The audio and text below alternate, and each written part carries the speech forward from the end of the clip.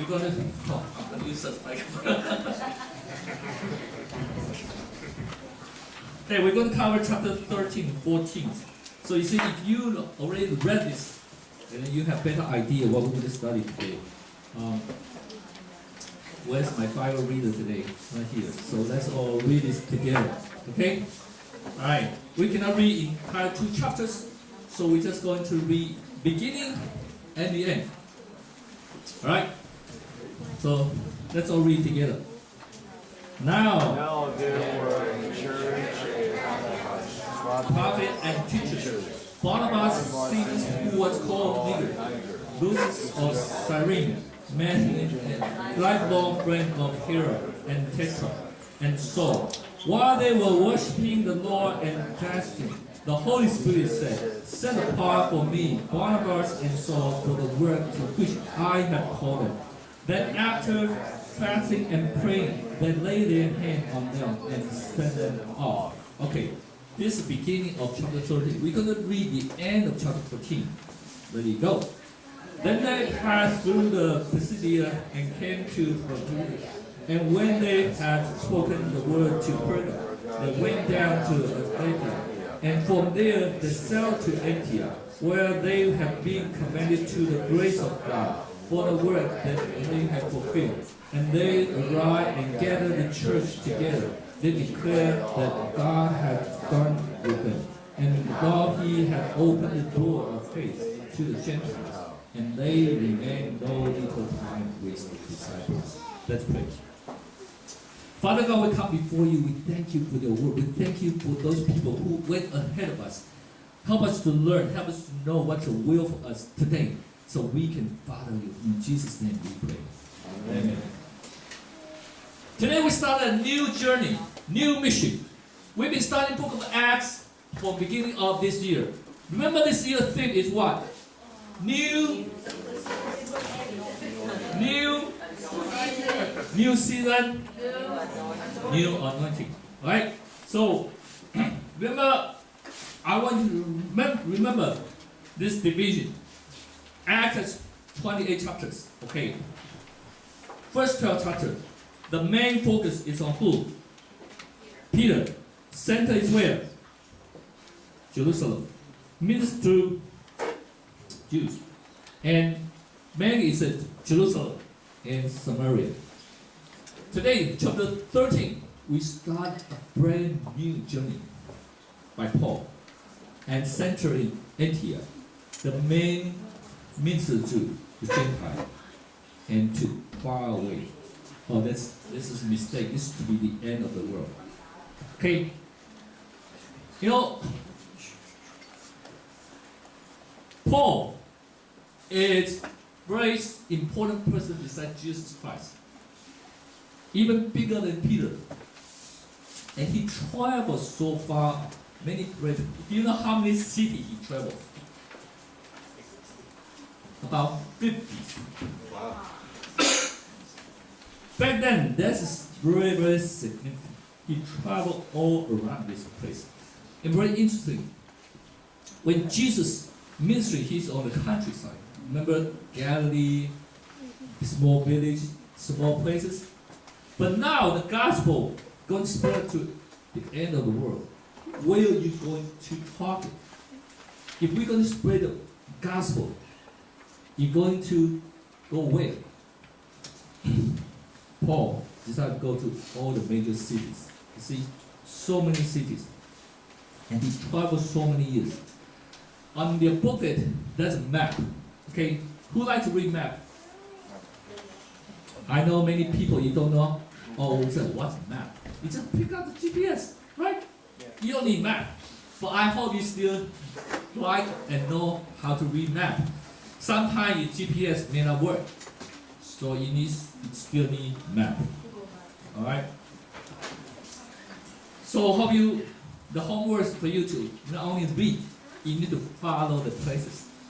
So today, we're going to look at the first mission trip of Paul. The 2 chapters, action-packed. I hope when you read the book of Acts, you really see the assignment. You don't like to see all this action movie, all this. This is action-packed movie. Really? Can you picture sure that, I don't know, I hope you, if you have a chance to read it, you read it. This is amazing things that Paul went through. I hope you get excited. You don't need to watch those Avengers or something that just came out. Oh, this is action, right? Read it. So we're going to quickly cover what we learned from Paul's first mission trip. And at the end, we're going to see how many. Do you know how many mission trips he had? 2. With more than that. Okay, we save later. All right. So first, we see God set apart and set off. While they were worshiping the Lord and fasting, the Holy Spirit said, "Set apart for me, Barnabas and Saul, for the work which I have called them." You know, mission is God's heart. It's God's plan. Remember the theme verse of Acts 1:8. Remember that? When the Holy Spirit comes, you receive the power to bear witness from Jerusalem to Judea to Samaria to the end of the world. God promised that that's his mission, so he's going to get it done. But how? Through us. Through you. Say it through you. Say it to a person next to you. Through you. Through you. Right? Through you. Very interesting. You see, God set some plan, but he wants us to carry it. How? He set apart and set off Barnabas and Saul. Why are they doing what? They're doing worship. They're doing fast prayer.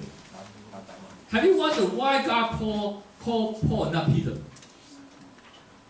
If our own imagination, if I were God, probably I would use Peter, right? Peter is number one graduate from Jesus' class. He's number one. If Jesus spent so much time with Peter, we assume, should Peter carry this gospel to all over the world? But why not? Why? Instead, God called Paul. Do you know what's original? What did Paul do? He persecuted church. Wow. I still couldn't comprehend this. Peter followed Jesus all the way through all this, right? But when this big task want to spread out the gospel to all over the world, God didn't use Peter. God didn't use Peter, okay? Peter still continued to do the gospel. But why God chose Paul? It really, when I think about this, really, God's thought is higher than our thought. Especially if you know Paul is what original persecuted church. We need to be humble. When you see someone is anti-church, against church, that person may be Paul. Don't just say, "Oh, let him go to hell." No. God has a plan. God wants to let us know. You never know. Really, I always like to use this. People say, "Oh, I couldn't do it, I couldn't do something." You never know. You never know what God going to do through us, through other people. So I hope you, when you start chapter 30, you start to read. Get to know Paul. Get to know Paul. Even you can say, "Oh, Jesus, he's Son of God, you know, he's so high up there." But Paul is like one of us, just like you, just like us. He is actually, I would say he's like Chinese. Or, no, we can just say Chinese. Why? Why I say he's like Chinese? Because he got straight A. He studied the best school. Okay? So we should identify more with Paul. He's so good at study, right? Look at his resume. He studied the best school, best teacher. But yet God used him for God's good sake. When you know about this 13 to 28, when you read rest of most of the New Testament, I think you help you get to know better. You know, Paul wrote 13 epistles, 13 books of the New Testament.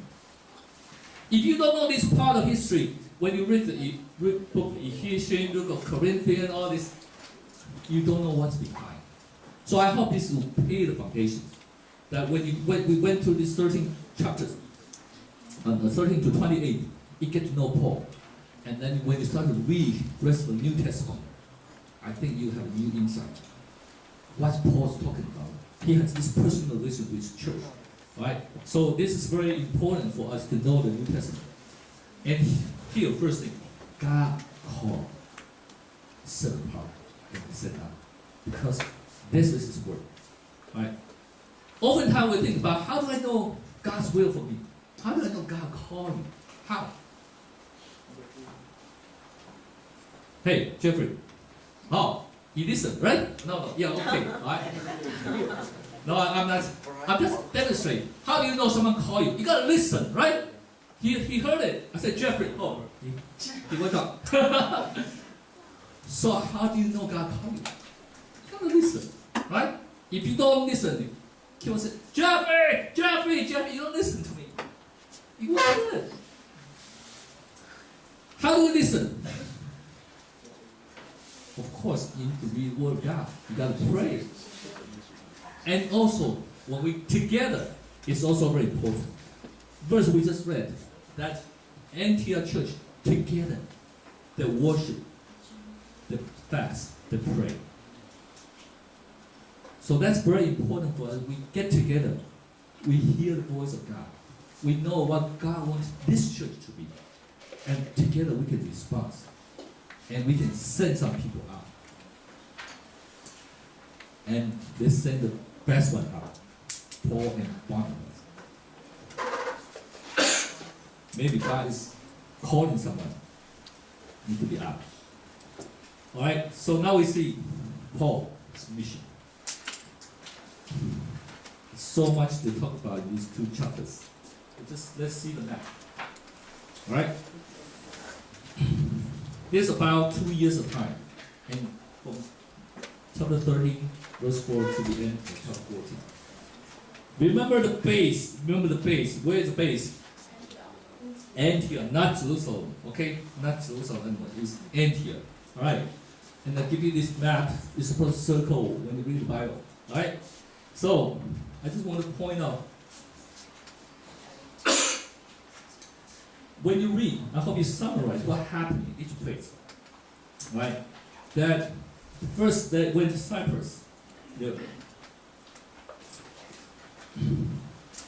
And remember that's a John called Mark who led them in Perga. I don't have time to go into detail. I hope you will read it. But I just want to point out a few things how Paul did. First, he speak boldly.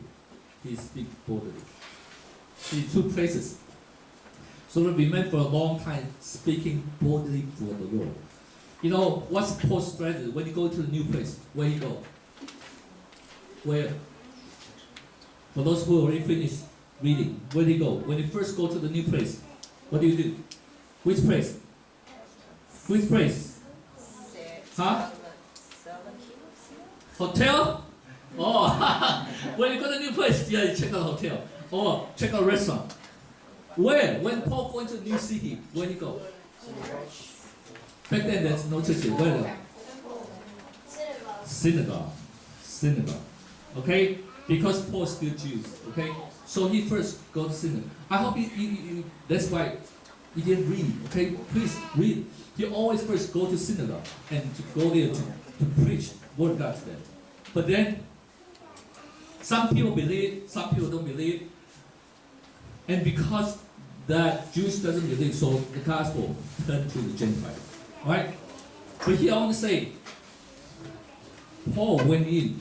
He knows he's supposed to invasion. Okay?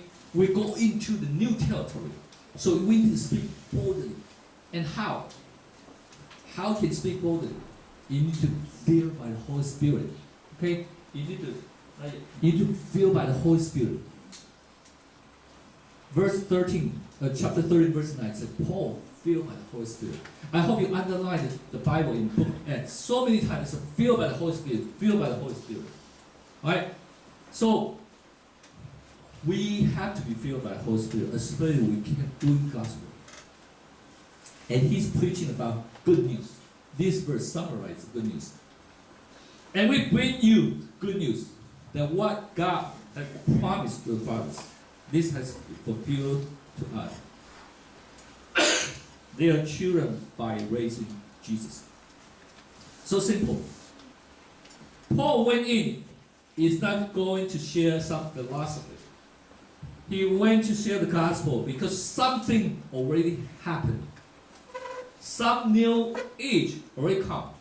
The new kingdom already inaugurated. So remember this. Okay, he's going in to share, proclaim this new age, especially for Jewish people. They've been waiting for the Messiah for a long time. God promised them, but finally, this promise fulfilled in Jesus. This is good news, right? If you've been waiting for something for so long, it may be you're waiting for iPhone 20, okay, for a long time. Finally, iPhone 20 is here. Maybe they won't have iPhone back then in the future. But when you waiting for so long, finally it's here. You should be excited, right? I don't tell you this already here. So first, he speaks boldly. The second, we need to expect opposition. That through many tribulations, we must enter the kingdom of God. Paul's journey is like roller coaster. If you read it, very, very interesting. One point, he was treated like God, right? Because he healed the sick. Wow, and he preached so powerfully. He was amazed. Oh, this is God. Wow. They want to uplift in God. But next moment, the opposition comes. The Bible also the Jews, okay? They came to stir up opposition. Right away, they got beaten.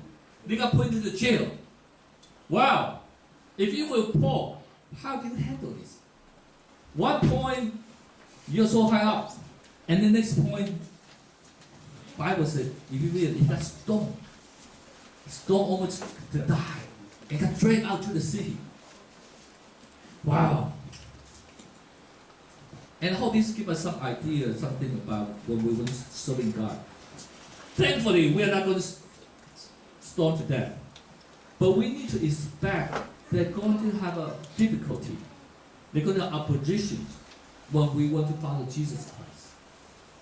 I hope by now you should know the world is going to persecute us because there's a tribulation to enter the kingdom of God. Salvation is not just an individual personal salvation, okay? Yes, that's important. But salvation is inauguration of a new kingdom, the kingdom of God. Think about it, two countries, they fight. They're in hostile. One country rises up, another must be attacked, the other one, right? So we gotta know this is a battle. So expect the opposition. When you want to serve God, expect something, someone going to say, who you are? Why are you doing this? Why are you doing the worship? It doesn't seem like much better than me. People could say something. But Paul doesn't care about it. He moved on. And this is amazing. I hope you read this verse 20. But when the disciples gathered about him, he rose up and he entered the city. On the next day, he went on with the Barnabas, Derby. And I hope you read 20. He was stoned to death and dragged out the city. Isn't it like a movie? One point he was stoned and to death, and people thought he was dead. But then when people left, disciples come, boom, he rise up and he move on. Wow! When I read this, I said, that's why God used him.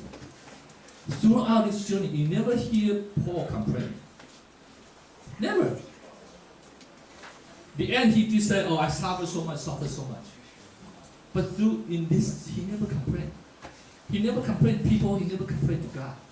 He just rise up and move on, go to the next city. How do you deal with your difficulties? It's just whining, complaining, why this bad thing happened to me, why? No! Paul simply just wake up and move on. Because he knows this is normal. Opposition against is normal. Think about it. If people, if the world went against church, then you better be careful. You better be careful. You know the news, there's so many churches that compromise. They try to please the world. I mentioned this many times. This pastor, big mega church, he wrote a book called God Wins, Rock Bell. Because he thinks the message of hell is to terrify people. So he wrote a book that God, the love wins. Because God loves people so much, he won't send people to hell. Totally twist the message. God so loved the world, so what? He sent his begotten Son to die for us. So we should be saved, not be perished. That's what the Bible says. But he said, God so loved the world, so he wiped out the hell. So everybody saved. That's the world like to hear. But you know, after he proclaimed that, 2/3 of people left the church. And you think this message will please the world, right? Then other people will come to the church. That's why oftentimes the church or pastor leader, we can't say, if I say something good to the world, they'll be come to the church. Forget it. When you say that, then the world the same as you, why they need to come into the church? Right? And that's the problem. When we compromise the salvation, then we are no different. And we try to please people and make your church bigger, forget it. You're the same. Why need to come? Then church got wiped out. Church dead.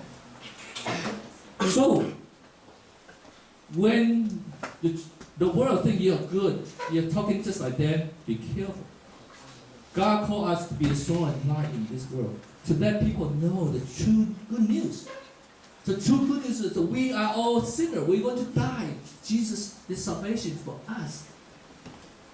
So, let's be faithful on this. Paul doesn't let the people's his suffering, all this, to change his position. So we should follow that footstep. Don't because the persecution comes and they said, it's surrender. Surrender. No. That's another point I want to point out is, I didn't put it here, but I read, Jimmy's devotions. On the Facebook we have a group, a welcome for newcomers, welcome to join us. We call Cheng-HCNY Connect. And every day we post the devotion, follow this book. Usually I do it every day, okay, but now I'm making disciples. So everybody, Jimmy, my disciples, they take turn to post it. And exactly, if you read verse 21, they said, Paul that went to all these churches that make disciples and appointed elders. I'm glad Jimmy pointed out that Jesus not only do teaching, not only do healing, not only do a lot of big meeting, what do? Make disciples. And that's we need to be minded. Especially the church is growing. If we don't make disciples, we just make a big rally here. Sunday come, a lot of people after that disappear. We're not going to make any difference. So Paul, he made disciples. We are in the process. In this, especially when we do in the summertime, we're going to pair up for the discipleship. We did it last year. So I already asked for those disciples to look for new disciples. All right. If you're interested, also let me know. We're going to together to study I'm thinking use the purpose-driven life and this. Just get together once a week with the disciples, and we can one-on-one to have a deeper relationship. So that's just give you a heads up. Hopefully through the summertime, I know everybody want to have different activities, but I think there's also a good opportunity that you can nowadays you can just through a form through Facebook, right? So remember, Paul, he made disciples. So he preached, he speak boldly. He expects opposition, but then he moved on. Then he made disciples. I hope you started to learn Paul more and more, like as all this journey goes. And you should be very, very excited as you see this journey. As I prepare this book, I just reread this book of Acts and see, wow, amazing person. And I think we can all learn a lot from Paul and from his journey, especially together as a church. Okay, book of Acts is the early church history. New season, new anointing. As a church, we move in here, we get into the new season. I hope we don't just, finally, we have this resettle. No, the work just started. And last thing I want to point out, all these things, it's God's grace. Verse 27, the end of this chapter. When Paul finished all this, he went back to Antioch to have a report, right? And you see, this is like a pattern that we'll send out a mission team, and then after do the mission, and then come back. So July 3rd, our mission team are going to lead 5 young people to Taiwan to do mission for 3 weeks, and when we come back, we're also going to do a report, right? So we're going to present the mission team at Mother's Day, right? But just who is going to Taiwan? Can you stand up?